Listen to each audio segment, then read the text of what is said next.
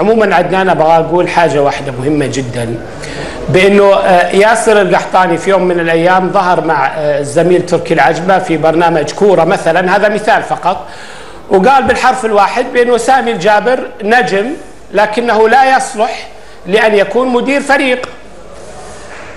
رحت الى سامي الجابر في فرنسا واجريت معه لقاء لبرنامج يخص القناه الرياضيه اسمه مشواري، وطرحت على سامي سؤال عن ياسر، قال عنك ياسر انك لا تصلح مدير فريق.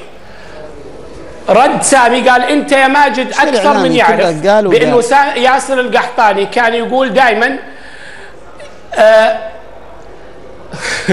لخبطتك والله مشكله انه فهد الهريفي بيعلمنا في الاعلام اكيد عموما. لا رجاء يا اخوان، انا اللي معلمك الاعلام، رجاء يا انا اللي معلمك الاعلام، رجاء يا فهد، رجاء ما عليه نحترم بس يعني حتى القناه اللي احنا نظهر فيها ولا نقدم اسفاف ولا نسيء احد، بالعكس الاثنان على العين والراس ومحترمين. ماجد سؤال واحد،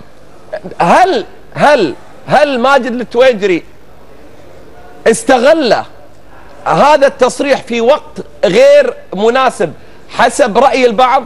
بس إجابة على هذا السؤال، هل ما أقدمت عليه بسؤال ياسر القحطاني تعتبره في وقت غير مناسب إطلاقا كما يدعي البعض؟ أرجو الرد على هذا السؤال. لا عدنان أرجوك بس نقطة واحدة اللي أبغى أقوله في النهاية، أنه لما طرحت على سامي سؤال عن ياسر ورد عليه ما جت ردة الفعل انه هذا استغل، هذه فتنة، هذه امور لم يكبر بهذه الطريقة.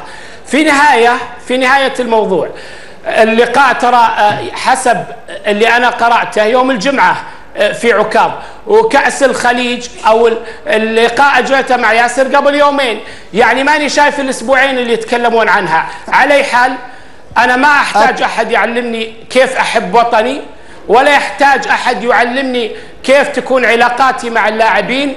وإذا كنت أنا فعلا أستغل علاقاتي مع اللاعبين وأحقق يعني مع اللاعبين المنتخب ومع المنتخب شيء إيجابي لمصلحة الوطن، فهذا شيء أفتخر فيه بالتأكيد. هذا مو شيء إيجابي كل الناس تقوله. طيب شكرا جزيلا للزميل ماجد التويجري على الهواء مباشرة من المنامة، وشكرا جزيلا أيضا للكابتن فهد الهريفي.